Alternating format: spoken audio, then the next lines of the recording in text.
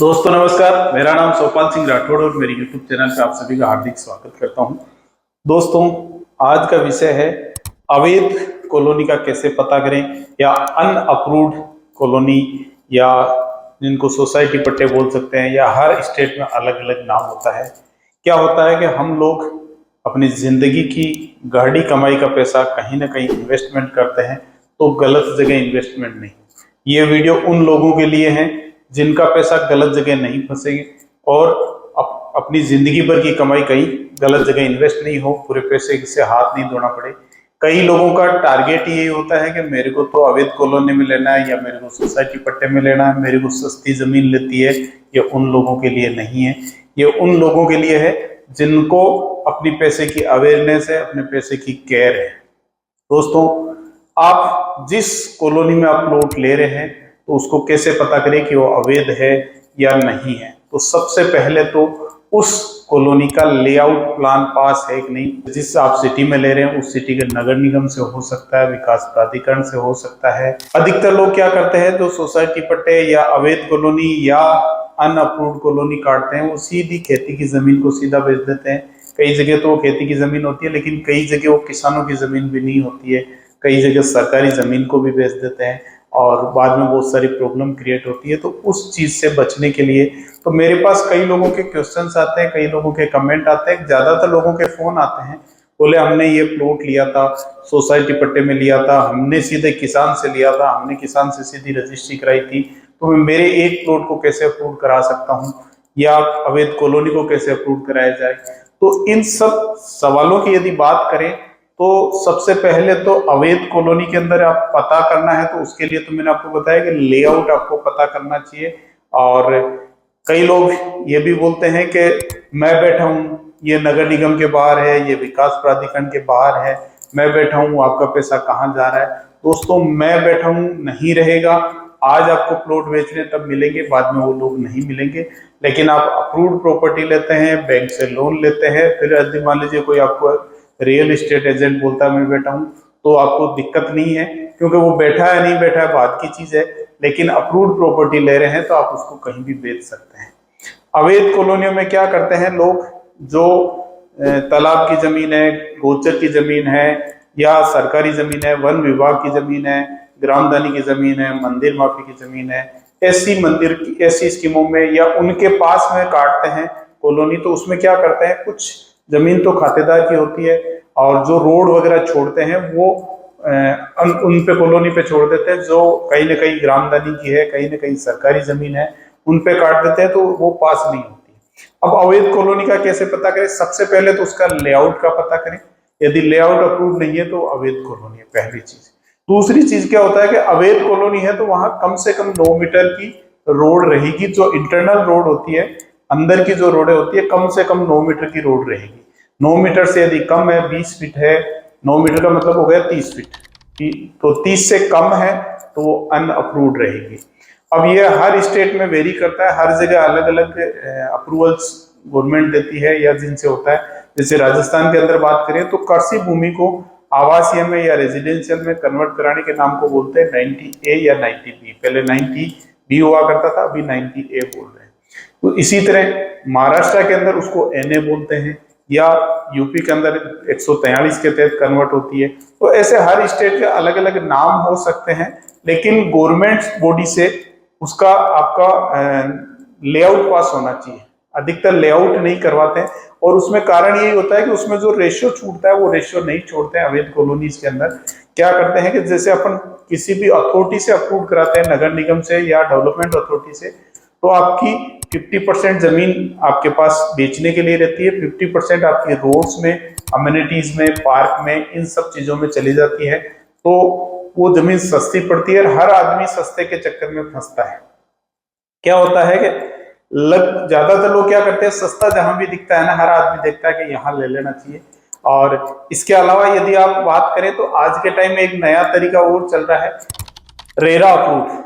अब RERA approve क्या होता है कि वो ऑफिस का उसका रेरा हो सकता है, उसका फर्म का रेरा हो सकता है, उसका एसोसिएट का रेरा हो सकता है, लेकिन वो सोसाइटी पट्टे बेचते हैं। तो आपको क्या करना है, उस प्रोजेक्ट का रेरा है कि नहीं है, उस प्रोजेक्ट का रेरा करवा रखा नहीं रहेगा। इंडिविजुअल प्लॉट का रेरा अलग होता है, एसोसिएट का रेरा अलग होता है, जिस बिल्डर डेवलपर या कंपनी का रेरा अलग होता है।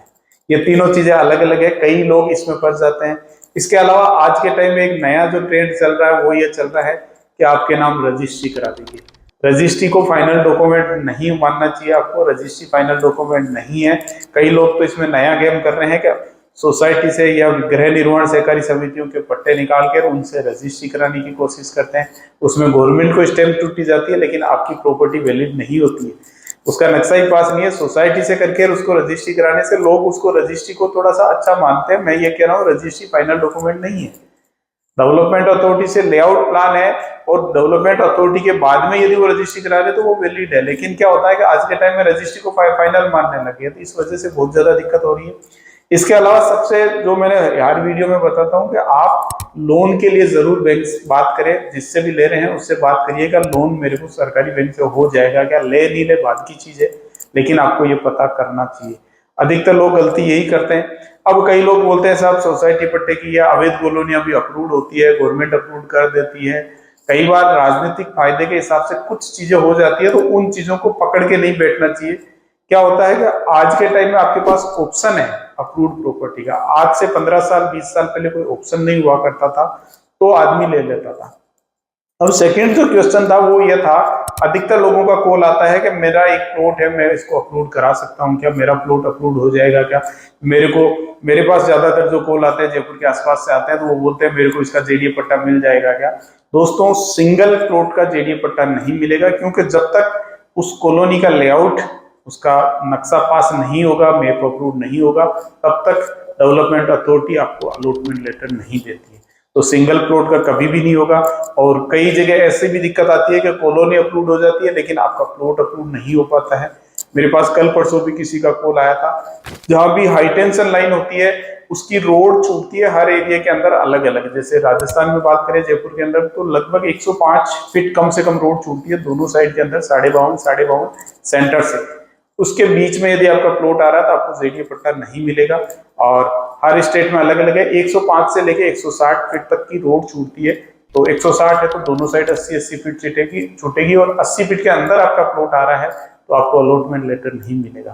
ये गलती करते हैं। इंडिविजुअल प्लॉट का कहीं भी नहीं मिलता है। महाराष्ट्र के अंदर यदि बात करें तो यहाँ गुंठा में जमीनें बिक रही हैं और बहुत सस्ती बिक रही है।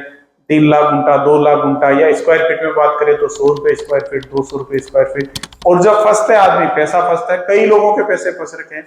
मैं अभी करीब 1 साल से महाराष्ट्र के अंदर हूँ, मुंबई में हूँ, तो यहाँ अधिकतर लोग वो मिलते हैं, साहब हमने वहां इतने गुंठा जमीन ली थी, वो हमारी फंस गई, पैसे खा गए। तो आप सस्ती के चक्कर में नहीं पड़े। अब क्या होता है, कई बार कई लोग बोलते हैं ये एनए हो रखी है, कई क्या कारण देते हैं, तो कारण बहुत सारे हैं, लेकिन उन सब चीजों को आपको चेक करना चाहिए। क्या होता है कि प्रॉपर्टी के पेपर्स अपन पूरे चेक नहीं करते। जैसे आज गाड़ी खरीदने जाते हैं अपन, सेकेंड हैंड गाड़ी खरीद रहे हैं तो अपन उसका आरसी देखते हैं, आरसी उसी के नाम है, उसका आधार कार्ड देखते हैं। इसी तरह आप प्रॉपर्टी देख रहे हैं तो आपको सारे डॉक्यूमेंट्स देखने चाहिए।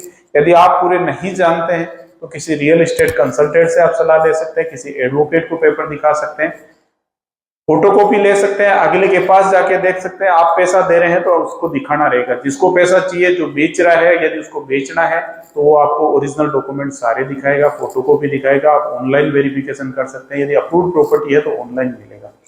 बाकी जो ऑनलाइन नहीं है, मतलब अप्रूव्ड नहीं है, तो उनका रिकॉर्ड आपको ऑनलाइन नहीं मिलेगा। अधिकतर जगह अधिकतर लोगों की शिकायत यही रहती है कि सर इसका कैसे वेरीफाई करें हम, सोसाइटी पट्टा, गृह निर्माण सहकारी समितियों का पट्टा, या जैसे गुंठा में जमीन मिल रही है तो उसका कैसे पता करें। तो उनका रिकॉर्ड नहीं होता है। जो अप्रूव्ड प्रॉपर्टी होती है उसी का गवर्नमेंट रिकॉर्ड होता है, गवर्नमेंट की साइट्स पे अपन देख सकते हैं। तो अवैध कॉलोनियों में प्लॉट लेने से आपको बचना चाहिए। पहले आपने ले लिया वो बात अलग है। कई लोगों का ये भी क्वेश्चन आया था, साहब हमने ले लिया अब क्या करें, तो आपको उसमें तो और कुछ नहीं कर सकते, वेट एंड वॉच करना रहेगा। लेकिन उसमें भी आप 1-2 चीजें जरूर करें। यदि आपका पहले से प्लॉट है तो उसके बाउंड्री वाल जरूर करें। हो सके तो छोटा मोटा एक कमरा बनाना चाहिए, लाइट पानी के कनेक्शन लेने चाहिए। कल को वायदी में वो अवाप्त होती है, गवर्नमेंट अवाप्ती में जाती है, तो आपको मुआवजा मिल सकता है। पूरा मिले नहीं मिले वो गारंटी नहीं है किसी की भी, गवर्नमेंट पे डिपेंड करता है कितना मुआवजा देती है, वो हर एरिया के हिसाब से अलग अलग होता है। तो आपको ये चीजें जरूर करनी चाहिए। अवैध कॉलोनियों से बचना चाहिए। आज के टाइम में आपके पास बहुत सारे ऑप्शंस है। पैसा कमाने में बहुत समय लगता है, जाने में समय नहीं लगता है। कहीं भी आप इन्वेस्ट करें, सही जगह करें और सही लोगों के साथ करें, सही राय लेके करें। अच्छे लोगों के साथ बैठेंगे तो आपका पैसा सही जगह इन्वेस्टमेंट होगा। रियल एस्टेट में पैसा मिलता भी बहुत ज्यादा है और जाता भी बहुत ज्यादा है, नुकसान भी बहुत ज्यादा होने के चांसेस रहते हैं। क्योंकि अपन लाइफ टाइम का यदि पैसा यदि लगा रहे हैं तो आप इन चीजों का, छोटी छोटी चीजों का ध्यान रखें। और दोस्तों, वीडियो को लाइक करें, कमेंट करें और ज्यादा से ज्यादा लोगों को शेयर करें। चैनल को सब्सक्राइब करें क्योंकि नेक्स्ट नोटिफिकेशन आपको मिलते रहेंगे। और आप हमेशा की तरह स्वस्थ रहें, आप व्यस्त रहें और हमेशा आप मस्त रहें।